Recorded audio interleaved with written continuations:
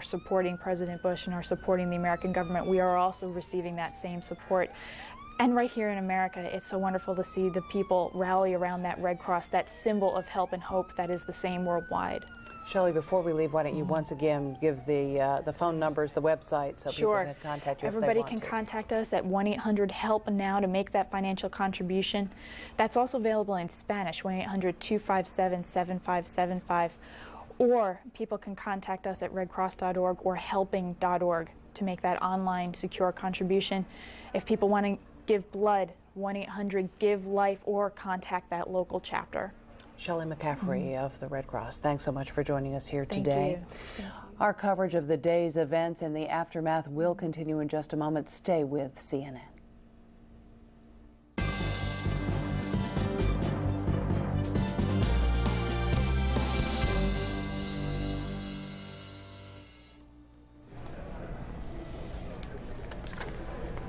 A day of unimaginable horror in the United States. A hijacked airliner smashes into the North Tower of the World Trade Center in New York. Minutes later, another jet slams into the South Tower.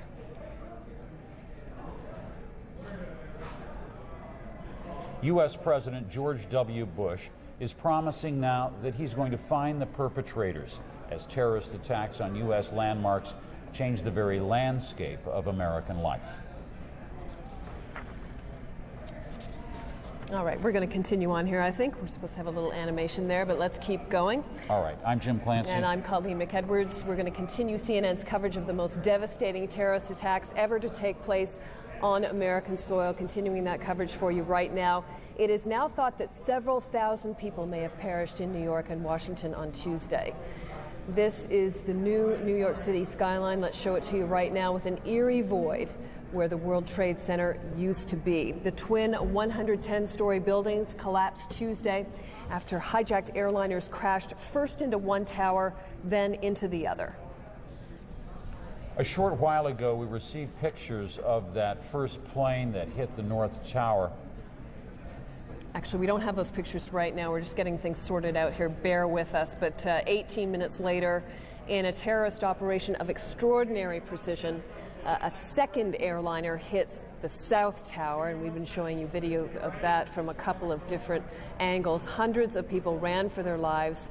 Debris showered lower Manhattan. Well, you know, and as we look at the skyline now, Colleen, and see it darken, and we've heard reports that, yes, there are some rescue crews that have gone down into that area that are looking for some of the debris. There's only about 8 stories or even less remaining of World Trade Center building number 2. CNN's Deborah Fayerick reporting even that cadaver dogs haven't been able to do their jobs there because that coating of dust is so thick. Looking like a nuclear winter after this devastating strike, an audacious strike involving the hijacking of 4 separate airliners in one single day.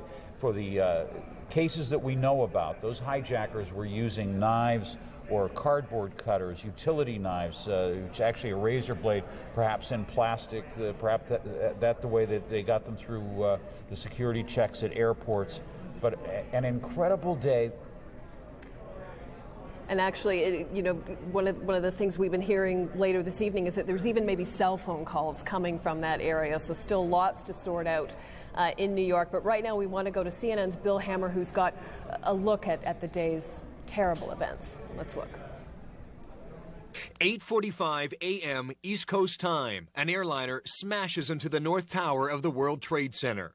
Minutes later, 9:03 a.m., a second jet slams into the South Tower. You can see the people jumping out the window. They're jumping out the window right now. Officials in New York close airports around the city. Tunnels and bridges shut down. At 9:30, President Bush tells the world the U.S. has been hit by an apparent terrorist attack. Within 10 minutes, the FAA shuts down every airport in the country, the first time this has ever happened. 9:45, an explosion at the Pentagon after another plane slams into the headquarters and the symbol of the U.S. military. 10 o'clock, New York City. The South Tower of the World Trade Center collapses, raining debris onto the street. Less than 30 minutes later, as evacuations continue, the North Tower falls. Here it comes. I'm getting behind a car. Gotta move back. In that same half hour, back in Washington, part of the Pentagon collapses. Further west, outside Pittsburgh, Pennsylvania, a plane crash reported in Somerset County. Plans go into effect to protect the government. Much of Washington is shut down. Federal buildings and the White House are evacuated. Members of Congress point to the possibility the attacks are the responsibility of Osama bin Laden, a Saudi millionaire blamed for other terrorist attacks. As part of emergency measures, the president cut short his trip in Florida, first making a stop in Louisiana, declaring the United States will hunt down and punish those responsible. He's later flown to Nebraska, where he convenes with security officials. 1:44 p.m., a state of emergency declared in Washington, D.C. 2 U.S. Navy aircraft carriers and 5 other warships leave Norfolk, Virginia, headed to the New York City area. The FBI says it believes the 4 missing planes were hijacked and is working on the assumption the morning's events were a coordinated terrorist attack. Then about 6 o'clock Eastern Time, explosions rock Kabul, capital city of Afghanistan. The White House denies this was any sort of retaliatory strike, but rather part of the ongoing civil war in that country.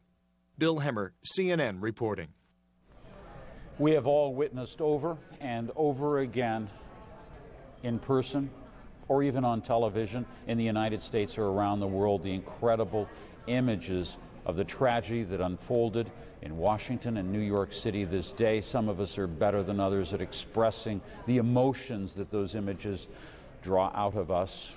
One of those who is good at it indeed is Garrick Utley. He joins us now from his city, New York. Well, Jim, I feel like most of our colleagues here today, and even those of you who've been watching this for what now nearly 16 hours, what can words really say? The fact is, we've been watching those images, those pictures, and perhaps we forget that behind each camera and each image is a camera person, a man or a woman who was there near the Pentagon or here in Lower Manhattan. They were standing there. They were on the front line today, and they didn't flinch. What we want to do now is share again some of these images, but also with the words, the thoughts, and the experiences of that person who took those pictures. He's camera operator Tom Muccio, and here's what he saw and what he lived through today. When I started filming the Trade Center towers this morning, I thought I had woken up in a nightmare. The flames, all these people running, trying to get out of Manhattan already. Tower just came down. Then the first tower collapsed.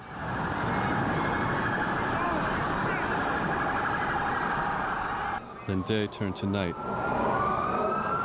A man turned up covered in soot, still carrying his briefcase. People were crying. Some just stood not knowing where to go. I kept thinking about my family, my colleagues, whether they were all right, whether I would see them again. It felt like the end of the world.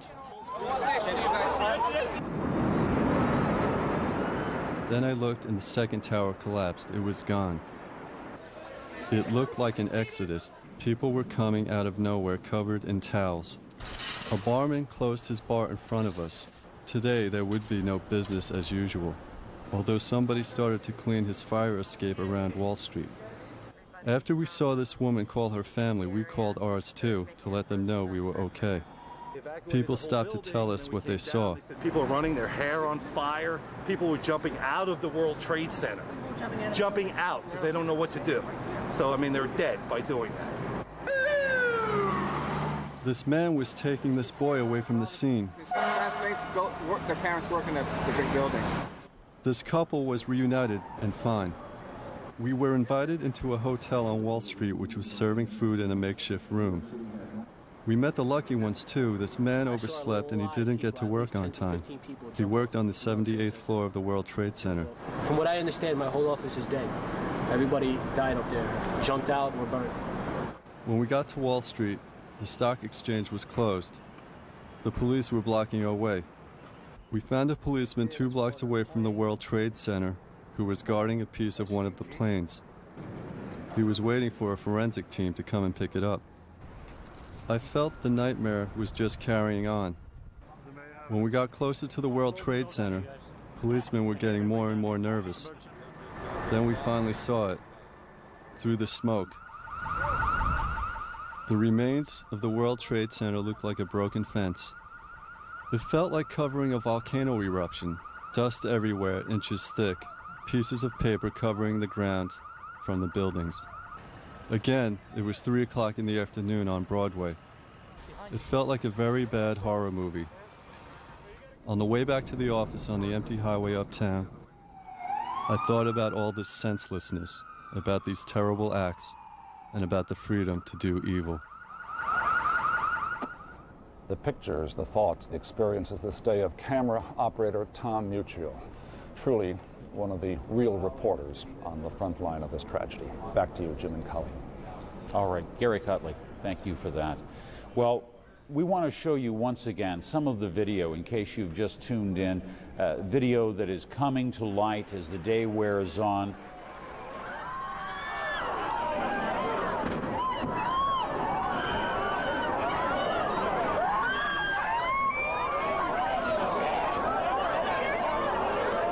That an angle of the second plane as it plowed into the World Trade Center.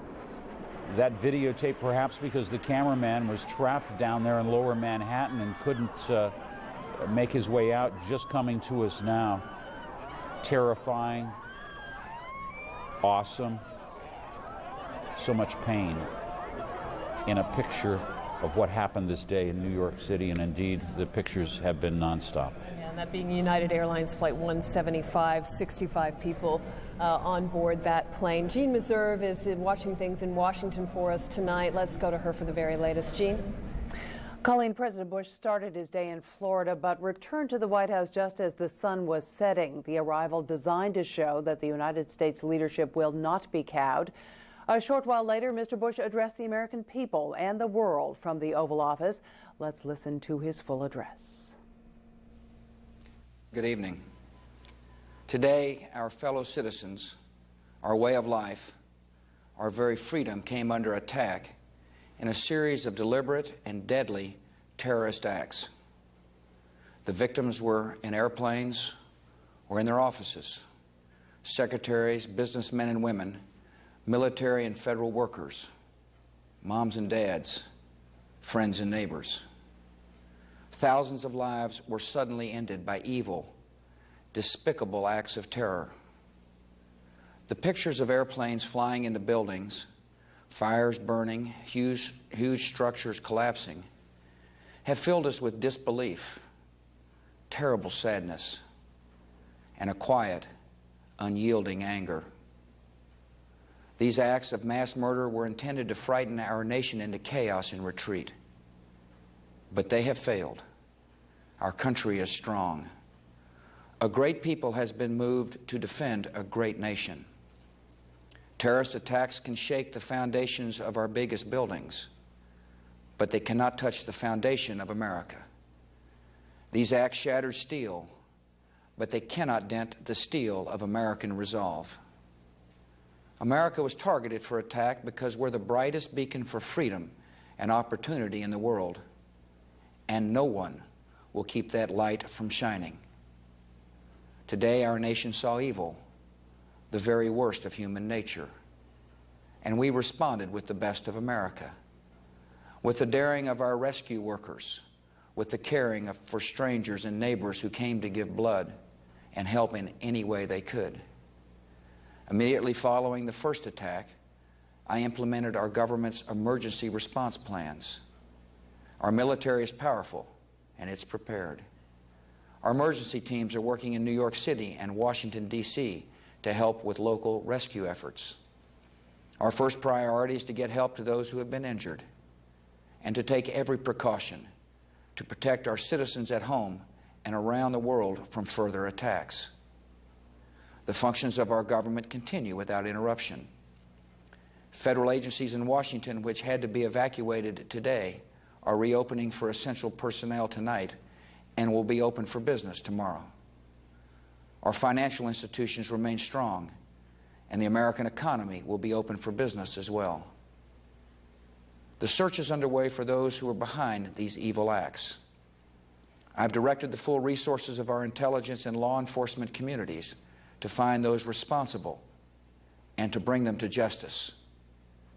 We will make no distinction between the terrorists who committed these acts and those who harbored them. I appreciate so very much the members of Congress who have joined me in strongly condemning these attacks. And on behalf of the American people, I thank the many world leaders who have called to offer their condolences and assistance. America and our friends and allies join with all those who want peace and security in the world, and we stand together to win the war against terrorism. Tonight I ask for your prayers for all those who grieve, for the children whose worlds have been shattered, for all whose sense of safety and security has been threatened. And I pray they will be comforted by a power greater than any of us, spoken through the ages in Psalm 23. Even though I walk through the valley of the shadow of death, I fear no evil, for you are with me. This is a day when all Americans from every walk of life unite in our resolve for justice and peace. America has stood down enemies before, and we will do so this time. None of us will ever forget this day, yet we go forward to defend freedom and all that is good and just in our world. Thank you. Good night, and God bless America. Following his address, Mr. Bush attended a national security meeting. CNN senior White House correspondent John King is perched on a building near the White House this evening. John, what happened at that meeting and what's happened since? Quite an extraordinary meeting, Gene. The president not only meeting with his national security, military, and defense team, but also bringing into that meeting the transportation secretary, the secretary of health and human services, the federal emergency management director. All that because so much of this now proceeding on parallel tracks. On the one hand, the federal government taking extraordinary steps to make medical personnel, portable morgues, and others available both in New York and at that scene over at the Pentagon. The investigation is also underway. We are told at that meeting by senior sources that it was discussed that the administration is building evidence that it believes points to people and groups associated with Osama bin Laden. The administration declining to say so publicly, but we are told by sources that was discussed at that meeting with the president and also has been discussed in private briefings senior administration officials have given members of Congress. Now, priority one for the president is to send reassuring signals to the American people that their government is at work during this investigation and during the recovery operations underway in New York and at the Pentagon. And to that end, we are told the president will bring the bipartisan leadership of Congress to the White House tomorrow for a public event. The rest of the president's scheduled tomorrow and for the rest of the week on hold, as the president obviously will be on hand at the White House to meet again with his national security team and assess anything he needs to do, both to respond to what has happened here in the United States, and we know there are troop deployments and other security precautions being taken overseas as well. Gene? John, any word about the prospect of retaliatory strikes?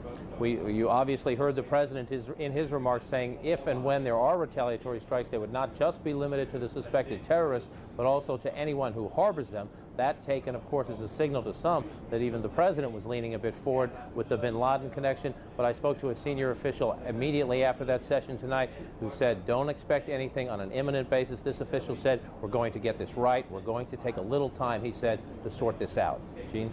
John, will life be different tomorrow for the president and also for average Americans in terms of security precautions? Life will be different for the president and the entire country. We have seen around the grounds of the White House behind me, it is dark in the complex now, but extraordinary security circumstances throughout the day. Indeed, as the president flew back to Washington today, if you looked out the window of Air Force One, you could see military fighter jets in very close proximity to Air Force One, and the president was brought back hours later than they had hoped. At one point, they wanted to bring the president directly back from Florida. Then he made a stop in Louisiana for a military base. They decided not to bring him back immediately because at that time, we are told, not all of the aircraft in the skies over the United States had been accounted for. The White House was not willing to bring the president back into Washington until all those aircraft had been accounted for and until other security steps were taken. Now, as for average Americans, we are told the plan is to reopen the nation's air traffic control system and therefore the nation's domestic air travel at noon tomorrow, barring any new troubling information overnight. Any American, though, going to an airport or a major train station in the days ahead, we are told, will see extraordinarily new, stringent security measures. Gene? Senior White House correspondent John King, thank you. And now back to Jim Clancy in Atlanta. All right, Gene, thank you for that. Well, earlier we heard what it was like for a professional cameraman on the scene at the World Trade Center this day, but what was it like to really witness the attack as an amateur, as someone who was there for another reason entirely? That's what happened with Dr. Mark Heath this day. He went to the scene to see if he could help the victims of the first attack, and he wound up being caught in the second.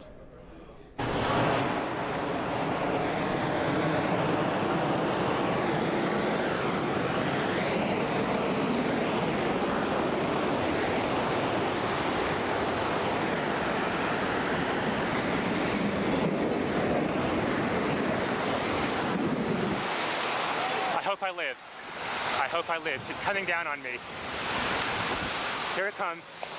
I'm getting behind a car. It's incredible. Okay, I'm gonna have to go find people who need help, because I don't think I'm one of them. You okay, sir? Okay. Can I just get a toot off your respirator? Can I get a toot? I'm just getting a couple of clean breaths. That's good. Okay. Back to you.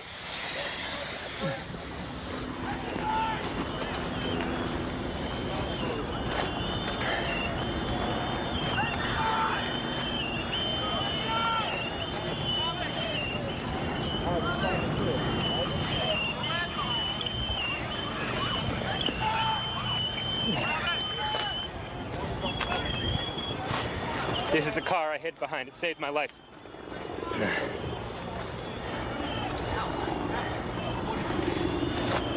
Oh, wait, maybe it was this one.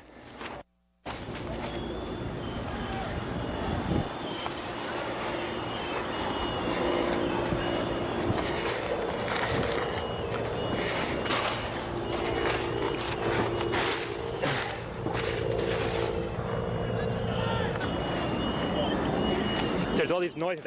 I don't know what it is. They say someone needs help. Yeah, Mike! Mike! Mike, come over here! Yeah! Anybody need a doctor? Where are you? Oxygen. Don't have oxygen.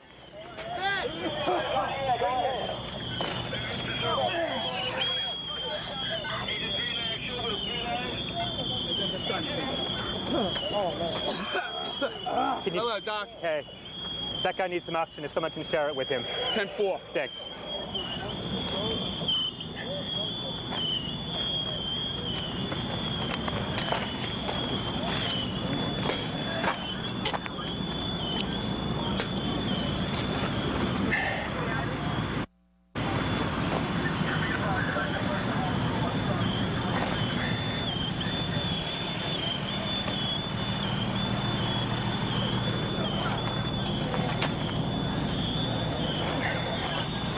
Told me just to wait here at this semi-staging area. See if I can help, so that's what I'm doing. They won't let me go any closer. No one can go in to get the people out. There's small explosions still going on.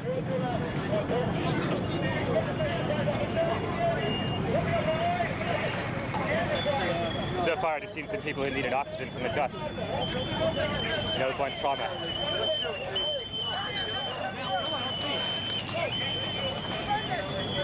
Gonna go wash my eyes out.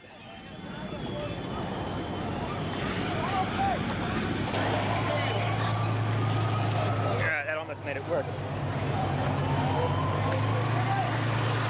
Looking north on the West Side Highway.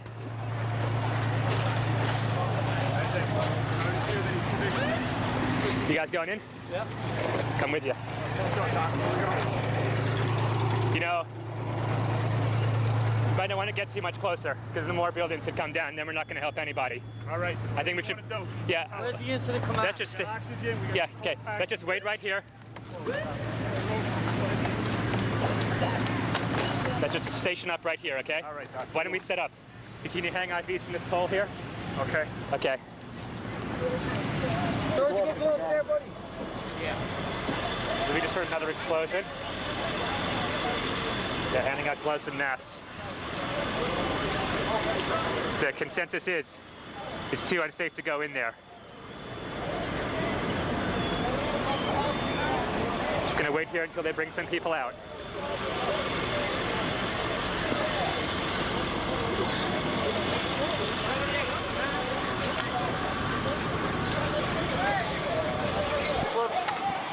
I was hooked up with some firemen with some first aid stuff.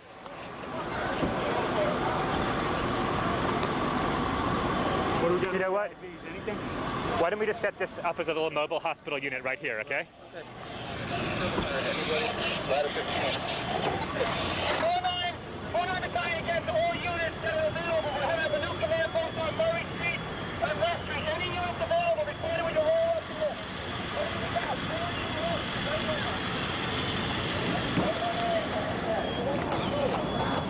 Any suggestions? Should we set up here for medical work? Think this is safe enough? And there we have it. One man's journey, an incredible journey through a day of disaster. That was amateur video from Dr. Mark Heath. Colleen? All right, Jim. Well, disaster relief agencies say they're rushing blood supplies to New York City and to Washington as well. People have been jamming donation centers to help the untold number of victims of these attacks. The American Red Cross says it has 60,000 units of blood in several East Coast cities that it can ship to hospitals in New York City and Washington. Even people on the other side of the country in Los Angeles have been lining up at blood donation centers. Authorities say they will continue to need donations, though, over the next 2 weeks, even longer, we're hearing now, perhaps even a couple of months to replenish their supplies. Officials say the most needed blood types, O positive, O negative.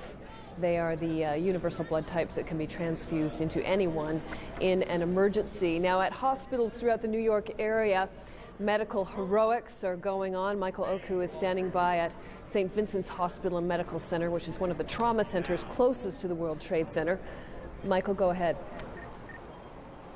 Colleen, they call this a city that never sleeps, and I'm sure that tonight in New York, no one is doing that. And yet, despite that, there's a very eerie silence that's broken across the city tonight, as you can well imagine, only occasionally broken by the sound of emergency medical vehicles. I'm standing in Lower Manhattan, just south of 14th Street, and if you can look just north of me, you can see that police have set up barricades so that no one can come below this part of New York City. And it limits traffic to this part of New York City to just the occasional emergency medical vehicle and to police vehicles. I'm standing just about 2 blocks west of St. Vincent's Hospital, which has been set up as the main trauma and triage center here in New York. As of 10:30 last night, which was the time of the last hospital press conference, officials at St. Vincent's Hospital said that there were 327 patients who had been admitted. 50 to 55 of them were in critical condition, and they also reported, of course, that there were 3 deaths. Most of the victims, they say, had suffered from severe burns. Most of those burns had been burns that were sustained in the face, and there were occasional cases in which patients suffered from cardiac arrest, some from existing conditions which were, of course, triggered by this trauma. Now, Governor Pataki was here earlier at St. Vincent's, and he reported that he met with victims as well as some of the doctors who worked on some of the patients here. He said that every story seemed to be an unusual one, and you can imagine there are no usual stories tonight. For the most part, the scene outside the hospital looks like this. Dozens of men and women in scrubs, under portable lights, waiting. Basically, gurneys that have been set up, wheelchairs, office furniture covered in sheets as they await more victims, more people whose lives they are hoping to save. That's what the scene looks like outside St. Vincent's Hospital tonight, and what I have to report is probably one of the most eerie nights that I've spent in the city. The hospital says that they will have another briefing later this morning at 6:30. Back to you. All right, Michael Oku, thanks very much. Jim? As America came under attack, so too did its financial sector. Wall Street virtually shut down this day because of the attacks in New York City, as well as across the country when all airlines were shut down. President Bush going on television to reassure not only Americans, but others who have an interest, who share in the globalization that has taken place within the financial world. And markets are reacting to the events in the United States yesterday. Let's go to Richard Quest. He joins us from London. Richard.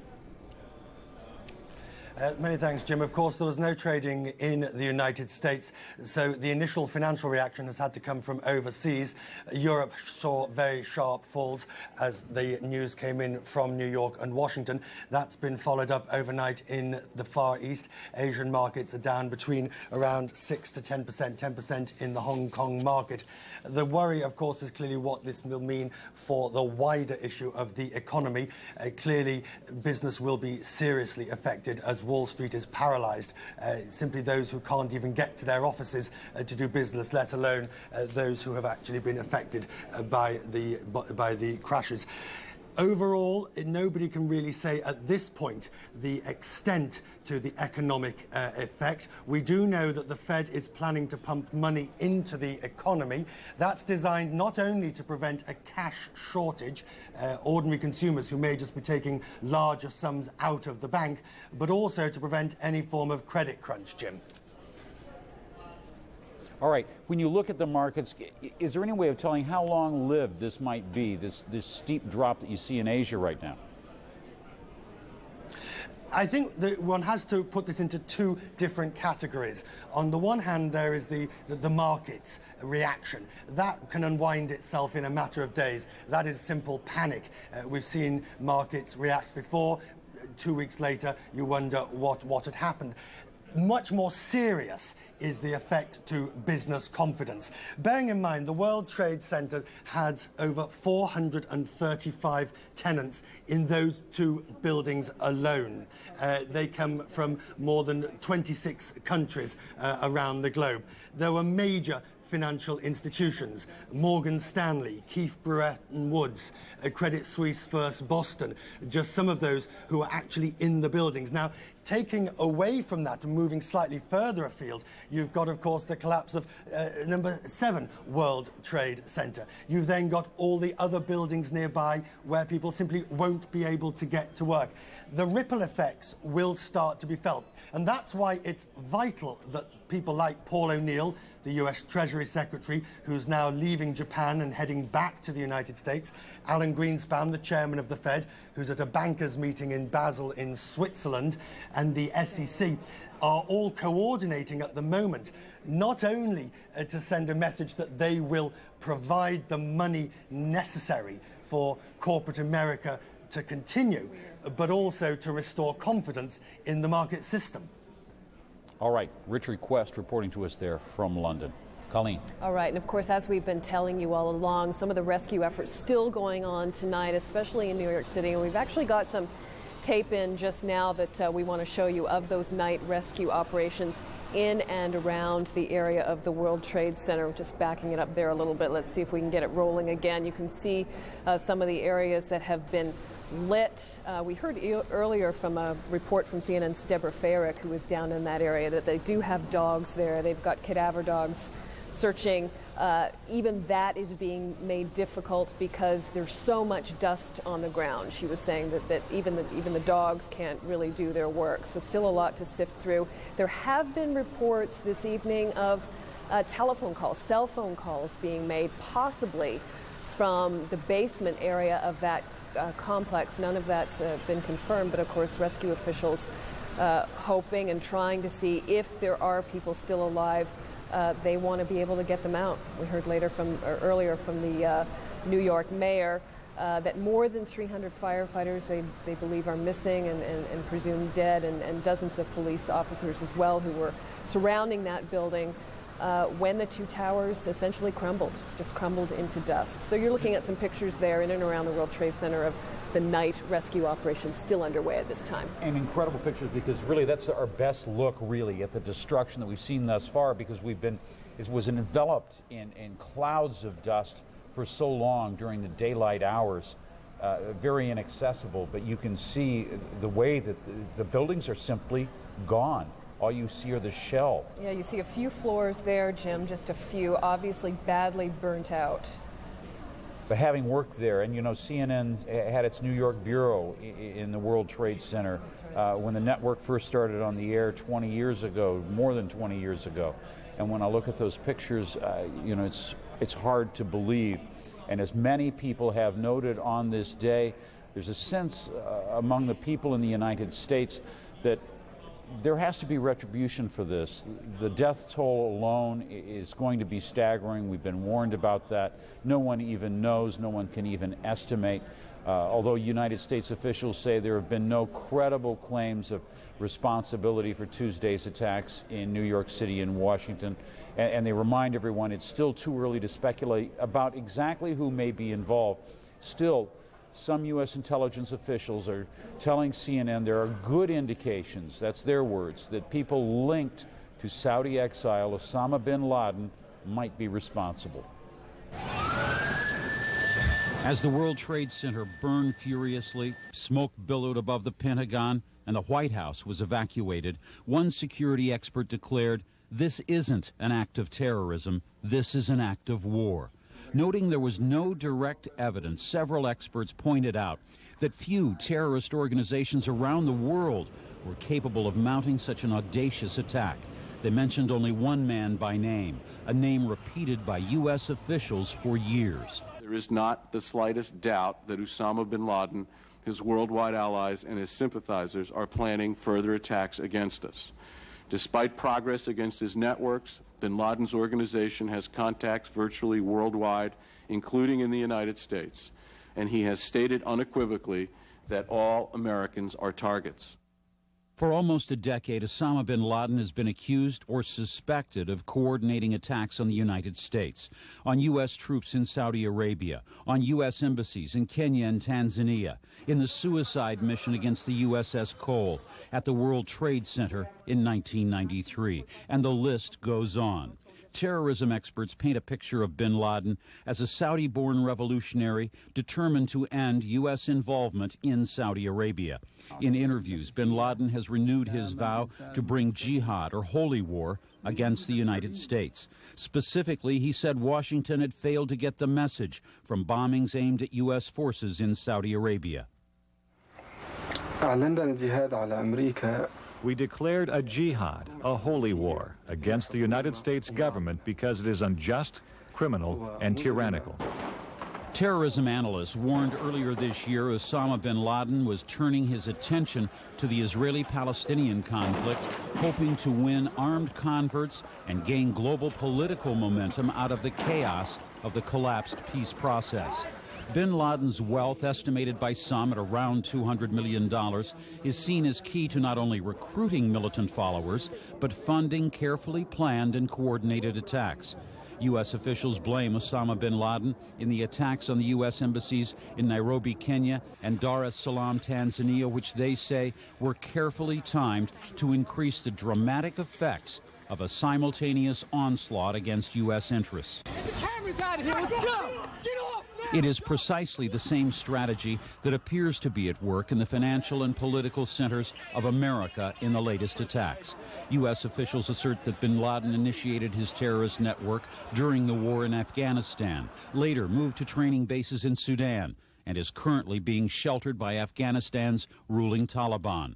The Taliban say they have been warned the U.S. will hold Afghanistan responsible for any attack on U.S. interests linked to bin Laden. There are governments like Afghanistan which are engaged in the smuggling of heroin and the harboring of terrorists. Governments such as Afghanistan, I think, have to be considered criminal organizations. Sanctions against Afghanistan are already in place. U.S. missile strikes hit bin Laden's training facilities there in 1998, but missed the 44-year-old leader of an organization he simply calls the base. Earlier this year, reporters who visited bin Laden in Afghanistan said he appeared to be in a race against time, a race to see who could strike first, the United States or Osama bin Laden. It may be weeks or months before those behind what is apparently the worst terrorist strikes in the history of the U.S. are known. What is certain is that Osama bin Laden is already high on the list of suspects. One Arab journalist says Osama bin Laden warned 3 weeks ago that he and his followers would carry out an unprecedented attack against the United States. He's joining us now. Abdul Bari Atwan, editor of the London-based Al-Quds newspaper, joining us from London. Tell us a little bit more about this warning. There have been many others, haven't there? Well, actually, I believe this could be a work of consortium of many organizations, Islamic organizations, which they declared war against the United States. You know, the anti-American feeling is very high now in the Middle East and the Muslim world because what's happening on the occupied territories, and many people accuse the United States of actually helping the Israeli and protecting them. So the groups like bin Laden and other Islamic fundamentalists, actually, they would like to come out and say, look, you know, we are targeting the United States. The United States is supporting the Muslim and Arab enemies, which is the Israeli, and we are taking revenge of what's happening. So we learned from sources that, you know, they are really at work to hit American target. But nobody expected that this target will be in New York itself or in the Pentagon. So the place of the attacks was surprising to everybody. Abdul Bari, Osama bin Laden has been said to be really trying to turn Afghanistan not only into what he would term a pure Islamic state, but into a base where there are people who would support exporting, if you will, his brand of Islamic revolution. Well, actually, you know, I interviewed Osama bin Laden on Afghanistan in November 1996, and I did see his camps and his followers there. You know, the man is ruthless, and, you know, he believes that he should declare war against the United States.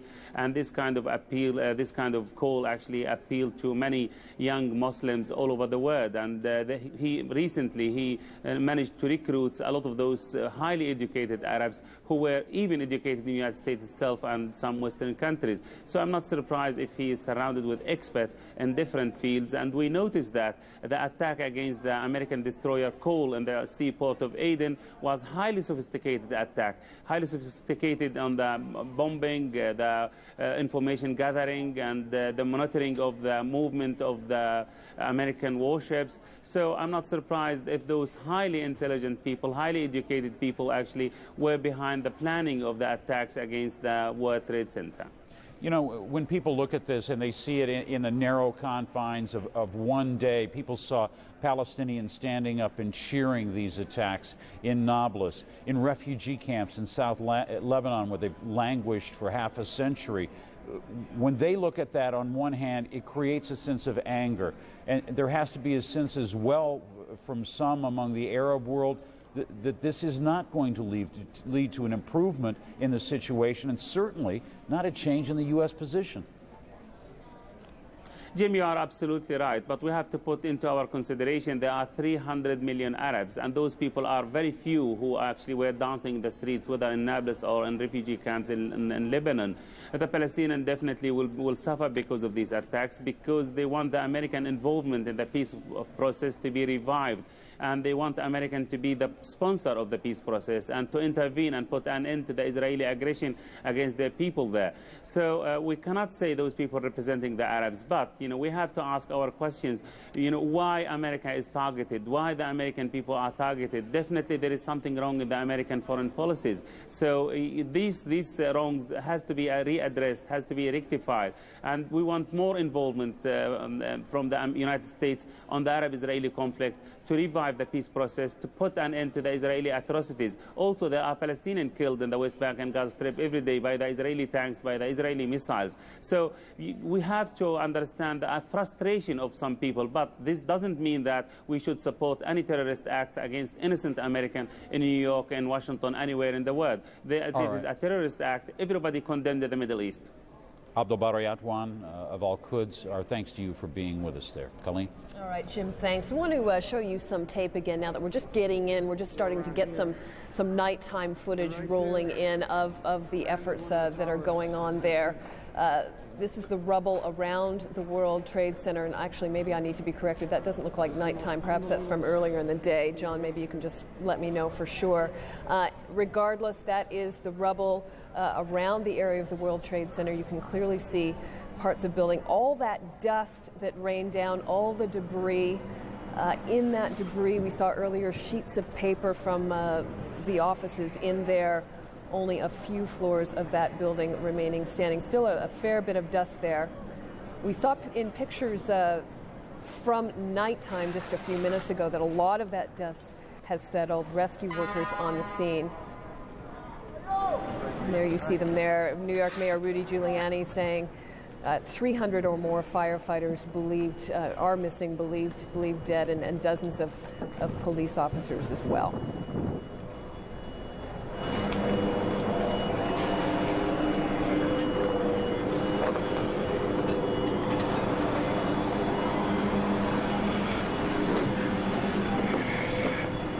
Can't see.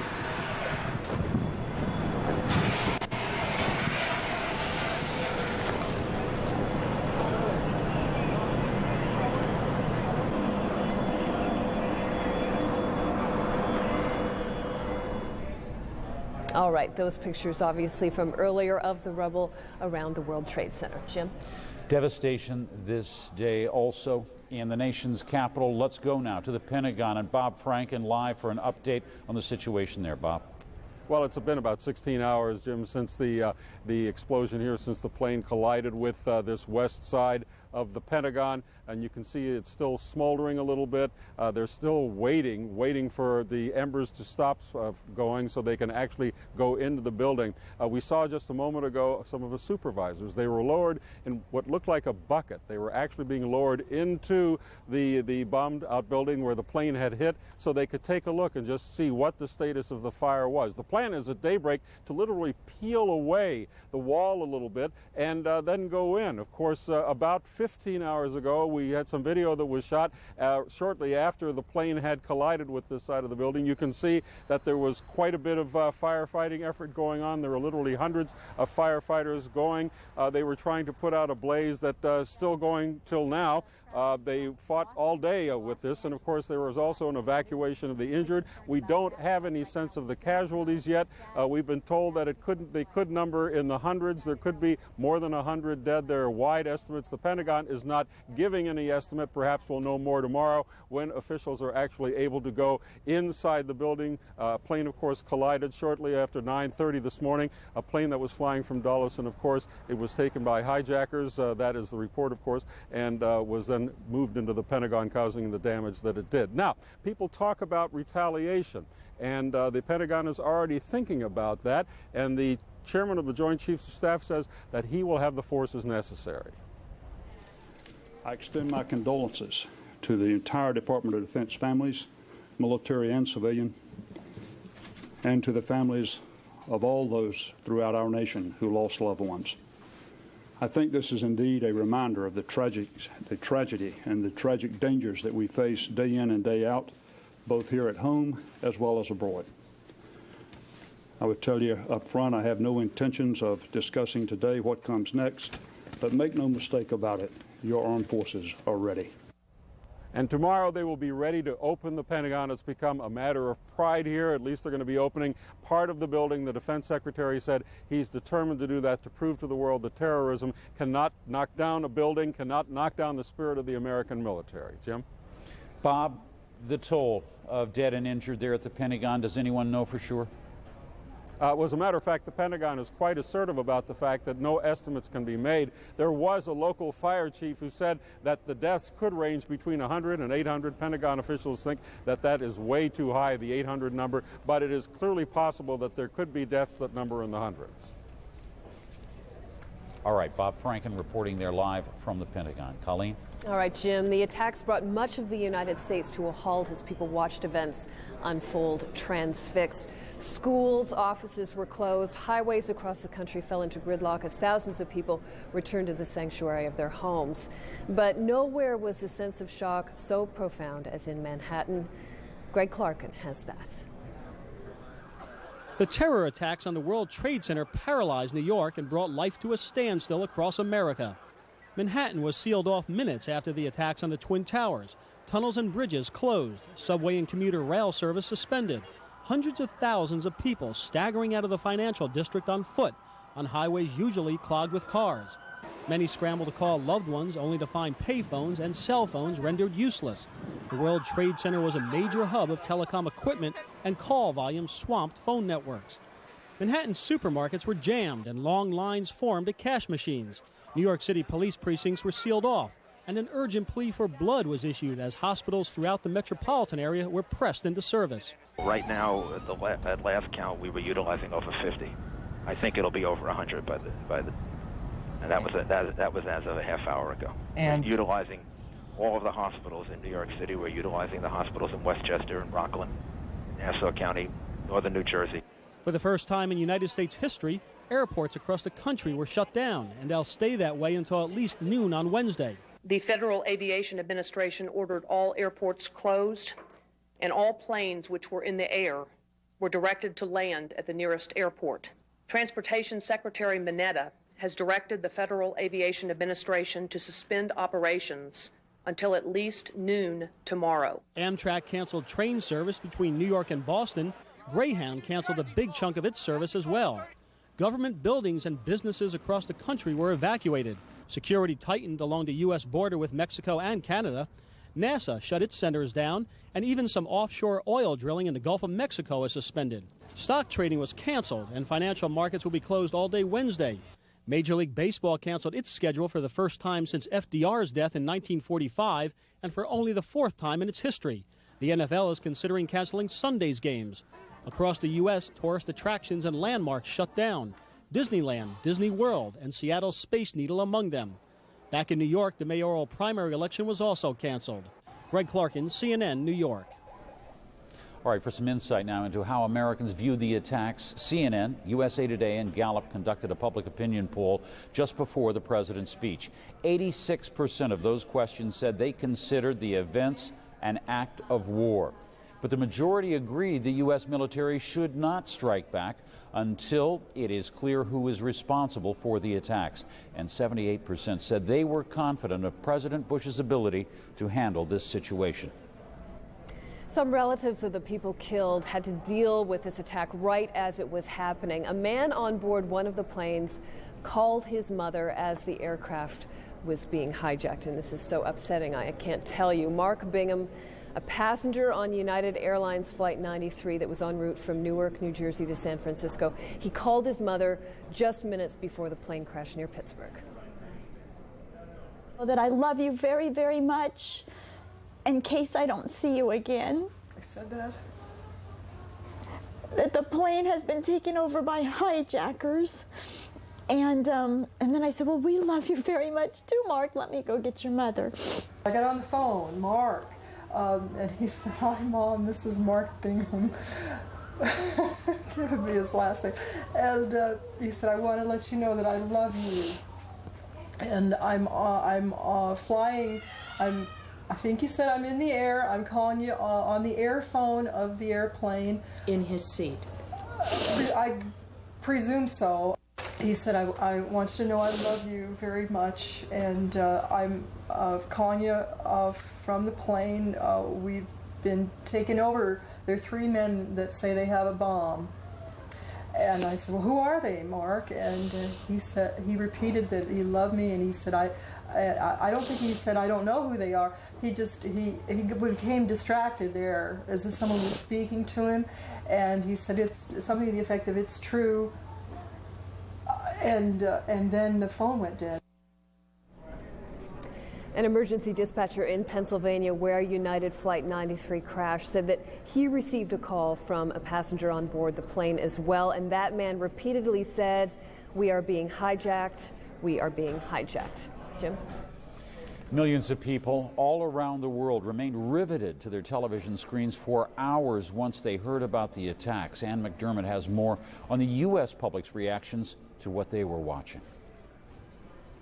The pictures were just so insane that all these University of Southern California students could do was stare.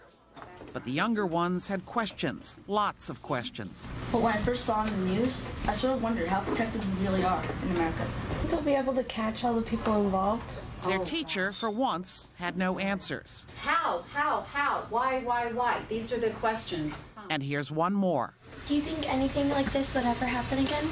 Will it happen again? Psychologists say that's what can make people so crazy at first. It's not that we're afraid of the unknown. In the face of the unknown, we fill it in. We think there are monsters out there, and we actually end up frightening ourselves more. Many of these people in an LA area gym admitted they were frightened and came here only for something to do. I'm looking at the streets and it looks like Beirut, and I can't believe it's my backyard. The smoke continues to billow out of the Trade Center building 6 hours. I think we're definitely going to go to war. This Korean War vet sure hopes not, but he knows the feeling. I see what it says right there. America under attack. People didn't have to die. But they did die, and America's in mourning. Ann McDermott, CNN, Los Angeles. All right, we are actually coming to the end of this hour of coverage of America Under Attack. It has been about 16 hours since all of this horror began. The attacks on New York and Washington Tuesday, September 11th, will never be forgotten by those who experienced them firsthand or by the millions of people around the world who actually saw them unfold. I heard the sound of a jet. I assumed it was like a Navy jet or something like that, just flying by. And we heard a big bang, and then we saw smoke coming out, and everybody started running out, and we saw the plane on the other side of the building, and there was smoke everywhere. Then I heard a large explosion. I thought it was a sonic boom. And when I heard the explosion, I looked up, and what I saw red, and I saw debris start to fall down. As soon as he got hit, I was thrown to a window. So I was very lucky to get out. There's a lot of people that didn't get out. There's a lot of people coming down the stairs, burnt up. It's bad. There was an enormous fireball. There was fire, debris falling to the ground, and then just a whole kind of mushroom of smoke that sort of just billowed up. And I just stood there in absolute disbelief. There was a lot of people hurt. They were lying on the floors, coming down the stairs. A lot of people had asthma attacks while they were coming down. It was bad. Everybody was screaming. Everybody was running. The cops were trying to maintain the calm. And in that haste, people were stampeding. People started screaming that there was another plane coming. I didn't see the plane, but I turned around, and the second building just exploded. And we see a second commercial jet flying extremely low actually collide into the south tower of the building. At that point, we decided just to get out of there. People were just going crazy at that point, evacuating. I saw people jumping off the building. Many people just jumping. And people were just climbing, they were just falling down. I saw about 6 people falling down from the building from the binoculars. I saw a lady with a black suit, she fell down, and a boy with a white shirt, he fell down, and it was horrible. If you go over by there, you can see the people jumping out the window. They're jumping out the window right now. Oh my God. Everybody was on top of each other trying to come down, and then somebody finally calmed the crowd down to get them to come down the stairs in an orderly fashion and get them out of the building. We saw the south tower collapse to the ground, decimated, and then later, it was very amazing to see the north tower standing there by itself after years and years and years of seeing them together. And then all of a sudden, the north tower just collapsed upon itself and just fell to the ground. It was a cloud of dust that covered all of downtown Manhattan. These New York policemen and firemen, God bless them, they kept us calm. They tried so hard to keep us moving north, and it was just absolute horror. It was horror. Now, those are the words from the day America came under attack. Let's take a look at some of the pictures of the day, of the damage that has been done as a demarcation line is crossed, in the words of some, a line that separates past from future in the way that the U.S. is likely to deal with terrorism, and the realization, above all, that it is not isolated, that it is not safe because it is sheltered between 2 oceans, the Atlantic and the Pacific. Many people that you heard their voices there never believed they would see these kinds of scenes as a result of a deliberate act of violence. But that is indeed what was witnessed in New York City, in Washington on this day, people believing that the security that had been in place would prevent these kinds of scenes. The utter destruction of two of the landmark buildings in New York City at the very heart of the financial district, symbols of, as some would say, of capitalism, of America's financial strength. But they were laid low this day by two hijacked jetliners that were plowed into the side at a horrible cost in human life. The news continues now on CNN.